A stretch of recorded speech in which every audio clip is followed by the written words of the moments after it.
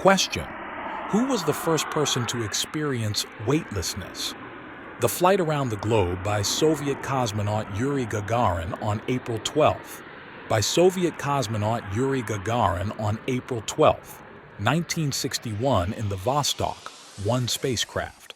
Gagarin was the first man in space and at the same time the first to prove that humans could live in zero gravity. 2 years later, the first woman flew into space. Soviet cosmonaut Tereshkova has been in space for almost 24 hours and has circled the Earth 48 times around the Earth. Question: which crew was the first to fly around the Earth? On October 12, 1964, a spacecraft carrying several people was launched into space for the first time. A spacecraft carrying several people. It was the Soviet spacecraft Vostok 1 with cosmonauts Komarov, Feoktistov, and Igorov.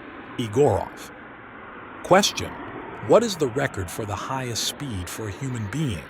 When the American spacecraft Apollo 10, 1969, re-entered the atmosphere of the Earth, it was traveling at 39,897 kilometers per hour. This is the fastest speed humans have ever reached.